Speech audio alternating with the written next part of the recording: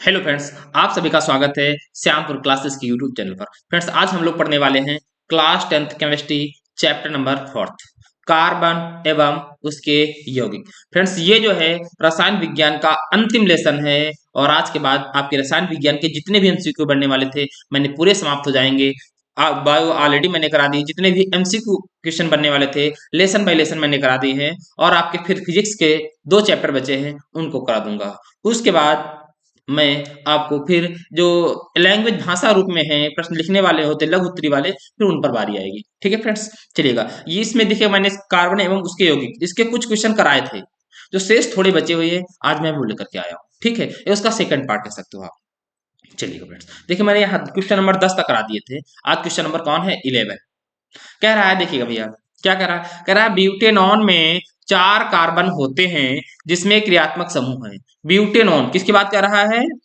Butanone की। अब देखिए ब्यूटेनॉन में 4 कार्बन होते हैं, ठीक है। अब इसमें कह रहा है क्रियात्मक समूह होता है जो क्रियात्मक देख कार्बोक्सिलिक अम्ल। कार्बोक्सिलिक अम्ल के लिए यूज होता है ओइक अम्ल। ओइक अम्ल। एल्डिहाइड के लिए यूज होता है अल। कीटोन के लिए यूज होता है ओन। और एल्कोहल के लिए यूज होता है ऑल। अब देखिए आप बहुत आसानी से समझ जाएंगे कि इसका क्या नाम हो सकता है। अब देखिए अगर 4 कार्बन है तो ब्यूट होगा, सिंगल बॉन्ड होगा एन होगा, और प्लस कह रहा है कौन सा समूह होगा। अब ओन है, नॉन कह रहा है ना, तो ओन होगा यहां पर, तो हो जाएगा क्या? ब्यूटेनॉन। तो कौन सा सही ऑप्शन? ऑप्शन नंबर इसका जाएगा सी के साथ। ठीक है फ्रेंड्स, कौन सा नंबर है? Option C. चलो क्वेश्चन नंबर चलते हैं 12 पर। कह रहा है प्रोपेन का आणविक सूत्र C3H7 है। इसमें क्या 10 सहसंयोजी आबंध है, 7 सहसंयोजी आबंध है, कि 8 सहसंयोजी आबंध है, या 9 सहसंयोजी आबंध है? देखिएगा C3H8 का संरचना मानी आनी चाहिए। देखिए C3 का मतलब 3 कार्बन है तो श्रेणी क्रम में जोड़ दो C C और C। अब 8 कार्बन है क्योंकि एक कार्बन जो होता है वो 4 बैलेंस बनाता, बैलेंस होती है उसकी। अब इस कार्बन के एक बैलेंस जुड़ा है, अभी 3 खाली शेष हैं। 3 हाइड्रोजन यहाँ लग जाएंगे, यहाँ भी हाइड्रोजन लग जाएगा, यहाँ भी हाइड्रोजन लग जाएगा, यहाँ भी हाइड्रोजन। अब इसके पास 2 हाथ हैं, अभी 2 शेष हैं तो 2 हाथ लगेंगे यहाँ पर 2। अब इस कार्बन के पास 3 वैलेंसी खाली है तो 3 हाइड्रोजन लगा दीजिएगा। अब इसमें काउंट करो, देखो 1 हाइड्रोजन, 2, 3, 4, 5, 6, 7 और 8 हाइड्रोजन हो गए। 1, 2, 3 कार्बन हो गए, तो ये C3H8 हो गया। अब कह रहा है इसमें बंध कितने हैं, सहसंयोजी बंध। तो देखो हाइड्रोजन, जितने हाइड्रोजन वहां से काउंट करो, 1, 1, 2, 3, 4, 5, 6, 7, 8 ये हो गए, ये 9 हो गया और ये 10 हो गए। तो कितने सहसंयोजी बंध हैं? ऑप्शन नंबर 10 ए के साथ चला जाएगा, 10 है सहसंयोजी बंध। ठीक, चलो क्वेश्चन नंबर 13 पर क्या कह रहा है, वायुमंडल में कार्बन निम्नलिखित में से किस रूप में होता है? कह रहा है केवल कार्बन डाइऑक्साइड केवल कार्बन मोनोऑक्साइड के रूप में, कि अल्प मात्रा में कार्बन मोनोऑक्साइड तथा कार्बन डाइऑक्साइड, केवल कार्बन डाइऑक्साइड, या कोयला के रूप में। तो वायुमंडल में जो कार्बन होता है वो कार्बन मोनोऑक्साइड और कार्बन डाइऑक्साइड दोनों की अल्प मात्राओं में होता है, तो ऑप्शन नंबर कौन सा जाएगा? बी के साथ। ठीक है फ्रेंड्स, चलिए क्वेश्चन नंबर 14 क्या कह रहा है, निम्नलिखित में सजाती युग्म है। सजाती मतलब जो एक ही श्रेणी के लोग हैं। जैसे देखो CH4 है। अगर जिनको ये संरचना बनानी है तो वो जान जाएंगे। देखो CH4 की ऐसे बनता है, और C2H4 की जो संरचना बनती है वो CH2 डबल बॉन्ड CH2 बनती है। ठीक है। अब देखो CH3OH, यहाँ OH समूह है, यहाँ CHO समूह है, सजाती हो ही नहीं सकते, ये भी नहीं है, ये भी नहीं हुआ। अब देखो यहाँ पर क्या H CHO ग्रुप है, यहाँ पर CH3 CHO ग्रुप है। देखो दोनों में CHO है, ये सजाती है।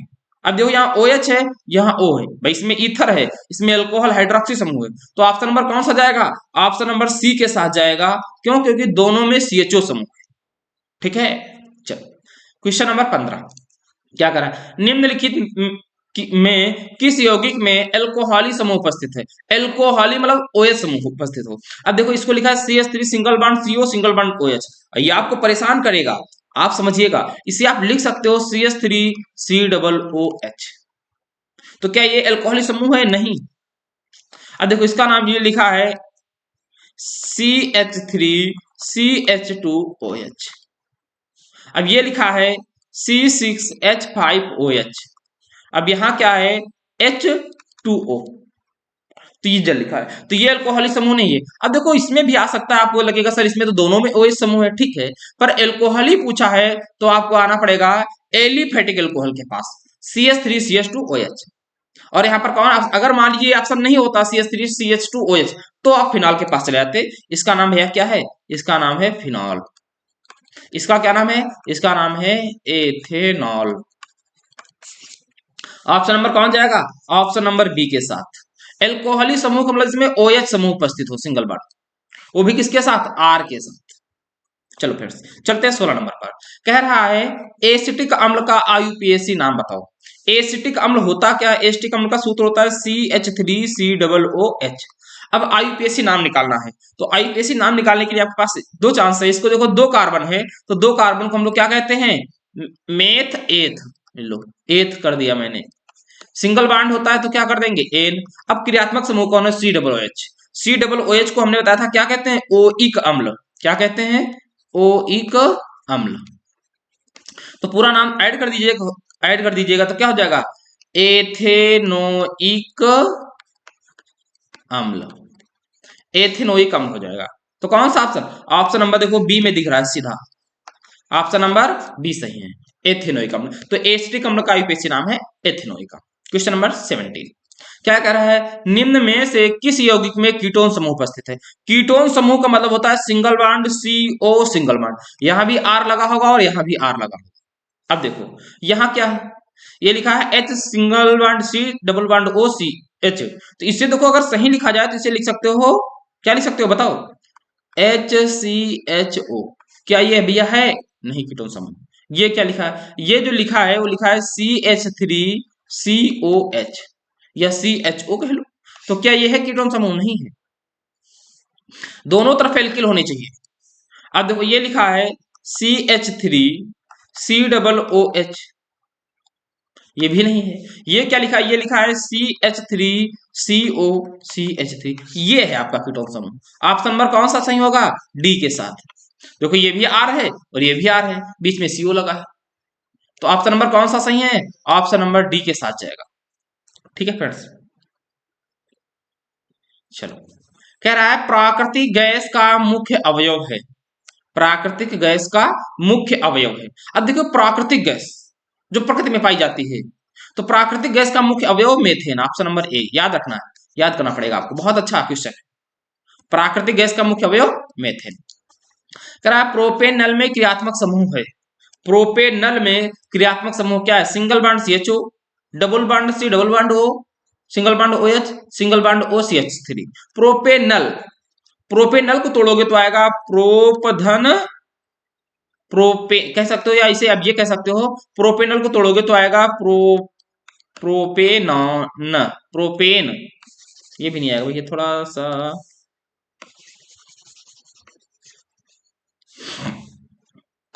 देखो प्रोपेनल है तो प्रोप धन एन धन अल, ये है।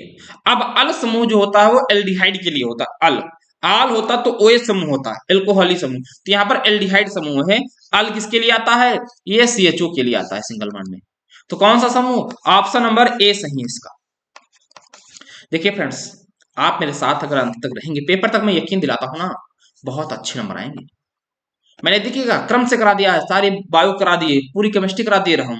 अब फिजिक्स की बारी आएगी, पूरी फिजिक्स के जितने भी MCQ बनने वाले हैं, एक भी क्वेश्चन बाहर से नहीं आएगा। नहीं विश्वास है ना, पेपर हो जाने दो, उसके बाद मैं प्रूफ के साथ आऊंगा, बताऊंगा आपसे। मेरी क्लास, उस क्लास में देखिएगा मैंने इतने क्वेश्चन कराए थे और ये पेपर में ऐसा। ठीक है फिर चलो। कह रहा है CH3CH2OH का IUPAC नाम। जो CH3CH2OH का नाम अभी बताया था पिछली क्लास, मतलब पिछले क्वेश्चन पर क्या बताया था, बताया था इसका नाम होता है, देखो दो कार्बन है तो दो कार्बन को हम लोग क्या कहते हैं, एथ। Single bond N. OH समूह को क्या कहते हैं, ऑल। तो हो जाएगा एथेनॉल। कौन सा ऑप्शन, ए ऑप्शन, पहला ही ऑप्शन भैया लगाओ।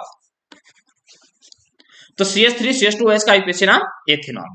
अगर पूछा जाए व्यवहारिक नाम, साधारण नाम आपसे पूछ दिया जाए, साधारण नाम बताओ, तो क्या हो जाएगा, तो इसका नाम है एथिल एल्कोहल। याद रखना है आपको। चलो क्वेश्चन नंबर 21 कह रहा है CH3COCH3 का यूपीएससी नाम अभी बताया था भैया, कीटोनिक समूह जिसमें था। तो देखो कीटोनिक समूह 3 कार्बन है, तो 3 कार्बन को हम लोग क्या कहते हैं, 3 कार्बन को हम लोग कहेंगे प्रोप। ठीक है, क्या कहेंगे, प्रोप। अब देखिएगा सिंगल बॉन्ड होता है तो एन। अब सीओ समूह कीटोन समूह को अभी बताया था ओन कहते हैं, तो ऐड कर दो, सबको जोड़ोगे तो क्या आ जाएगा, propanone. Option number C. Propanal नहीं होगा, प्रोपेनल का सूत्र क्या होगा बताइएगा, प्रोपेनल C2H5CHO होता है इसका समूह। प्रोपेन का क्या होता है, C3H8 होता है। ब्यूटेनोन का क्या होगा, ब्यूटेनोन, तो क्या हो जाएगा C2H5COCH3। क्या हुआ, मार्क नहीं चला, CH3 ये होता है। तो ऑप्शन नंबर कौन सा जाएगा, सी के साथ जाएगा, सी ऑप्शन में टिक कर लीजिएगा। चलिए 22 क्वेश्चन, निम्नलिखित असंतृप्त, निम्नलिखित में असंतृप्त यौगिक है। असंतृप्त यौगिक क्या होता है बताइएगा, असंतृप्त जिसमें डबल बॉन्ड, मतलब संतृप्त क्या होता है जिसमें सिंगल बॉन्ड हो, असंतृप्त जिसमें डबल बॉन्ड उपस्थित हो। अब देखो C2H6, तो इसका जो संरचना बनेगी CH3 सिंगल बॉन्ड CH3 बन जाएगा। इसका क्या बनेगा, इसका CH2 डबल बॉन्ड CH2 बनेगा। इसका देखो इससे कोई मतलब नहीं, डबल बॉन्ड से, डबल बॉन्ड कार्बन और कार्बन के मध्य देखा जाता है, इस बात को ध्यान रखना है। मुझे कार्बन और अदर कोई परमाणु, उससे कोई दिक्कत नहीं है, दिक्कत कहां होगी, जब कार्बन और कार्बन के मध्य होना चाहिए डबल बॉन्ड, उसी को हम लोग क्या कहते हैं, देखो यहाँ कार्बन कार्बन के मध्य, तो ये असंतृप्त यौगिक है। ऑप्शन नंबर कौन सा, ऑप्शन नंबर जाएगा डी के साथ। ठीक है फ्रेंड्स, चलो 23 करा साबुन किस प्रकार का यौगिक है, करा क्या अम्ल है, भस्म है, लवण है, एस्टर है। तो साबुन किस प्रकार का यौगिक है भैया, साबुन जो है वो एस्टर होते हैं। ऑप्शन नंबर किसके साथ जाएगा, डी के साथ। ठीक है फ्रेंड्स, चलो कह रहा एस्टरों के क्षारीय जल अपघटन की क्रिया क्या कहलाती है, कह रहा एस्ट्रीकरण, बहु साबुनीकरण, बहुलकीकरण, उदासीनीकरण। तो एस्टरों के जो क्षारीय जल अपघटन होते हैं इसकी क्रिया को हम लोग कहते हैं साबुनीकरण। क्या कहते हैं, साबुनीकरण। ठीक, ऑप्शन नंबर बी के साथ चला जाएगा भैया, किसके साथ, ऑप्शन नंबर बी के साथ। चलो क्वेश्चन नंबर 25 कह रहा है मृदु साबुन बनाने के लिए आवश्यक पदार्थ है, मृदु साबुन, मृदु साबुन मतलब कह सकते हो आप कोमल साबुन, या इसे आप कह सकते हो जो नहाने वाली होती हैं, नहाने वाली साबुन। ठीक है, नहाने वाली ये साबुनें होती है, मृदु साबुन होती है, जो हमारी त्वचा को नुकसानदायक नहीं होती हैं।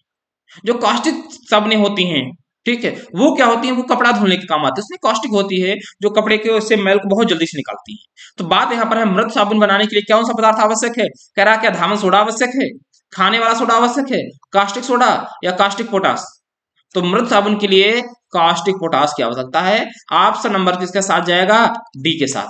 जो नहाने मृदु साबुन होते हैं वो पोटेशियम के लवण होते हैं, जबकि जो कपड़े धुलने वाले साबुन होते हैं वो सोडियम के लवण होते हैं, इतना याद रखना। क्वेश्चन नंबर 26 क्या कह रहा, सोडियम में झाग उत्पन्न करने वाला पदार्थ है, सोडियम में जो झाग उत्पन्न होता है वो पदार्थ कौन है, कह रहा क्या सोडियम सिलिकेट है, रेजिन है, कार्बोक्सिलिक अम्ल है, या कास्टिक सोडा है।